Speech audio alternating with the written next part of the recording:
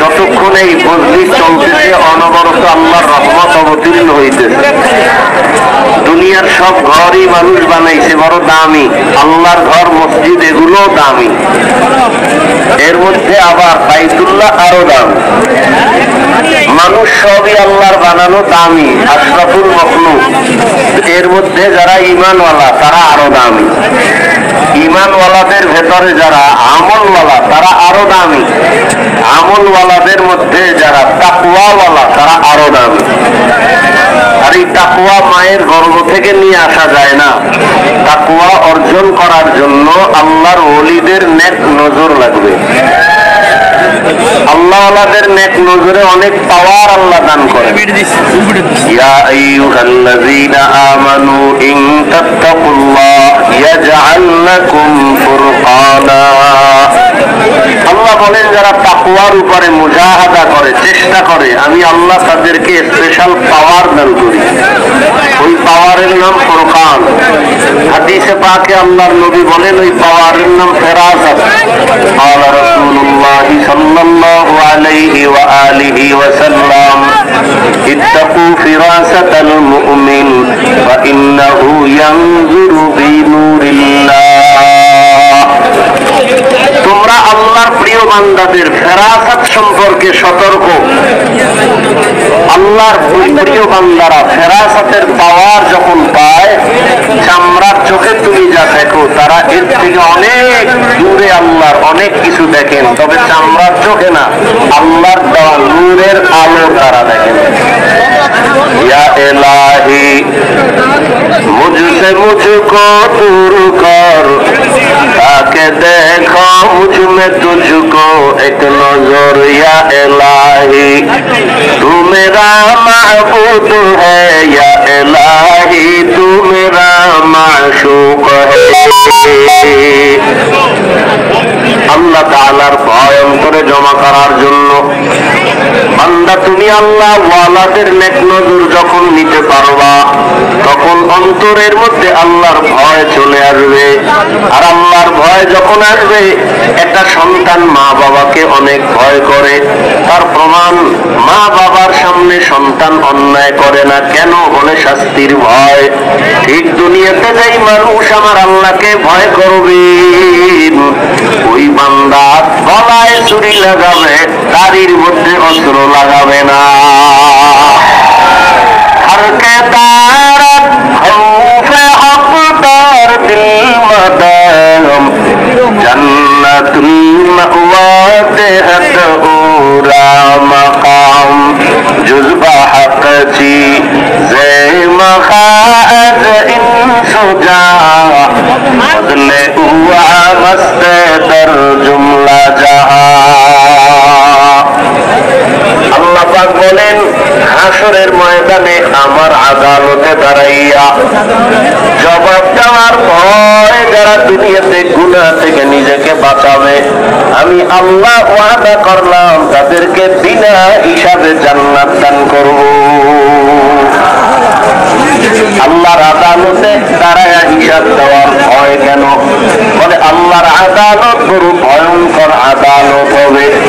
যে আদালতের মধ্যে রহমতের নবী বলেন মানুষগুলো সব উলঙ্গ দাঁড়ায় যাবে, নারী আর পুরুষ সব উলঙ্গ দাঁড়াবে। আম্মা জান আয়েশা রাদিয়াল্লাহু তাআলা আনহা বলেন, ইয়া রাসূলুল্লাহ, হাসরের ময়দানে নারী পুরুষ যে উলঙ্গ দাঁড়াবে, একজনে আর একজনের দিকে তাকায় কি লজ্জা হবে না? রহমতের নবী বলেন, ও আয়েশা, হাসরের ময়দানে তো ভয়ঙ্কর হবে, একজন আর একজনের দিকে তাকাবার হুঁশ কারো থাকবে না। আম্মা জান আয়েশা বলেন, আমি প্রায় সময় দেখি আমার হুজরায় বসে রহমতের নবী মাঝে মাঝে গুনগুন গুনগুন করে কান্না করেন। আমি আয়েশা বড় ভয়, রহমতের নবী আমার কোন বেয়াদবির কারণে কষ্ট পেয়ে কাঁদেন নাকি? মায়ার নবীকে জিজ্ঞাসা করতাম, হে রাসূল, আপনি কেন কাঁদেন আমার কোন ভুলের কারণে? বলে না। তো আপনি কেন কান্না করেন? রহমতের নবী বলেন, ও আয়েশা, বছরে যখন আসে আমি তখন বেশি বেশি কান্না করি। ওই কান্না তখন আমি আর ধরে রাখতে পারি না। এক কান্না হলো আমার জীবনটা এক সময় বড় কষ্টের ছিল। দুনিয়াতে আসি আমি বাবা বলে ডাক দিতে পারি না। 6 বছরে আমি মা হারায়া, 8 বছরে আমার দাদাকেও হারায় ফেলেছি। আমার ওই সময় এতটা মুসিবত, আমার ওই সময় বিপদকালে আমার এক আপন ছিল খাদিজা রাদিয়াল্লাহু আনহা। আমি হেরা পাহাড়ে গিয়া আল্লাহর মহব্বতের ধ্যানে সময় কাটাইতাম। ওই খাদিজা আমার জন্য মাঝে মাঝে নাস্তা নিয়ে হাজির হয়ে যাইত। বেঈমান মুশরিকেরা আমাকে চলার পথে বারবার আক্রমণ আর কাটা দিত, চলতে না পারি। এতটা অত্যাচার, এক পর্যায়ে মুশরিক আমার দুশমনেরা একদিন আর দুদিন না 3 বছর পর্যন্ত আমাকে শিয়াবে আবু তালিবের মধ্যে গৃহবন্দী করে রাখছে। আমার 4 কন্যা সহ আমার খানাও নাই, পানিও নাই, বড় কষ্টের জীবন। 3টা বছর পর্যন্ত কোনো খানা নাই, পানি নাই। আমি রহমতের নবী গাছের পাতাগুলো ছিঁড়ে ছিঁড়ে চাবাইয়া চাবাইয়া ওই গাছের পাতাকে তাদের ক্ষুধা নিবারণ করেছি। ওই খাদিজা তখন বড় নিরাপদ, তারপরও আমার মহব্বতে ওই শিয়াবে আবু তালিবের মধ্যে আসিয়া তিনিও আমার কষ্ট ভাগাভাগি করে নিয়েছেন। ওই খাদিজা আমি দাওয়াতের কাজ করিয়া যত রাতে আসতাম সালাম দেওয়া মাত্র দরজা খুলে যাইত। ও খাদিজা, যত রাত আমি আইসা সালাম দেই আপনি কি ঘুমান না? খাদিজা বলেন, ইয়া রাসূলুল্লাহ, আমি জানি আপনার মা নাই, আপনার বাবাও নাই। আমি খাদিজা 2 জন স্বামী বিদায়ের পরে আপনার ঘরে আছি। আপনার মা যদি থাকতেন আপনাকে বাহিরে রেখে ঘুমাইতেন না। আপনার মায়ের আদর পান নাই, বাবার মহব্বত আপনি পান নাই। আমি খাদিজা গুলো মনে করে আমি ঘুমাই না।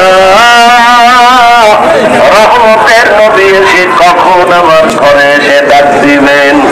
যদি নবী কষ্ট পেয়ে যায় আমি খাদিজার জিন্দেগি বরবাদ হয়ে যাবে। ও আয়েশা, ওই খাদিজার কথা মনে যখন আসে আমি চোখের পানি ধরে রাখতে পারি না। আর একটা কষ্টের কথা যখন আমার মনে হয় আমি চোখের পানি ধরে রাখতে পারি না। কালেমার দাওয়াতের জন্য আমি যখন হেঁটে হেঁটে তায়েফের ময়দানে হাজির, ওই তায়েফের ময়দানে যাইয়া কালেমার দাওয়াত দেওয়ার জন্য হাজির, ওই তায়েফের কাফের বেঈমানেরা বাচ্চাগুলো আমার উপরে যখন চাপায় পড়লো, লেলিয়ে দিল। তায়েফের ময়দানের কাফেরের বাচ্চাগুলো পাথর মেরে মেরে আমার রক্ত ঝরায়। বৃষ্টির মতো পাথরগুলো আমার শরীরে পড়ে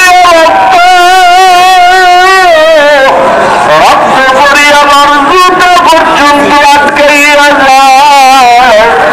একদল বাচ্চা আমাকে পাথর মারে, আর একদল বাচ্চা আমাকে গালি দেয়, হাসি ঠাট্টা করে, আর আমাকে বলে মক্কার পাগল, এখান থেকে ভেঙে যাও। আমার কান্না দেখে আমার মাওলা সহ্য করতে পারেন নাই। আল্লাহ জিবরাইল আমিনকে বলে, যাও যাও, আমার মায়ার নবীর কান্না আমি আল্লাহ বরদাস্ত করতে পারি না রে জিবরাইল। কারণ সব নবী আমার বন্ধু, মুহাম্মদ আমার বন্ধু, ঈসা নবী আমার বন্ধু, ইব্রাহিম আমার বন্ধু, সব আমার বন্ধু। তবে বন্ধুদের মধ্যে আমার মুহাম্মদ বড় আদরের। সমস্ত নবীরা আমি আল্লাহর আশিক আর আমি আল্লাহ একমাত্র মুহাম্মদের আশিক। আমার মাওলার বড় দয়া, আল্লাহ পাক জিবরাইলের পাঠায় কয় যাও তায়েফের জমিন উল্টাইয়া দাও, আমার নবীরে যারা কষ্ট দেয় ওদের বাঁচাইয়া রাখিয়া লাভ নাই। আমার আল্লাহ রবার পেয়ে জিবরাইল এসে বলে ইয়া রাসূলুল্লাহ তায়েফের জমিনের মানুষ উল্টায় দেই। নবী বলেন না ভাই জিবরাইল ওদের মারবা না, ওরা আমাকে চিনে না জানে না যে আমি কে, ওরা যদি জানে আমি কেমন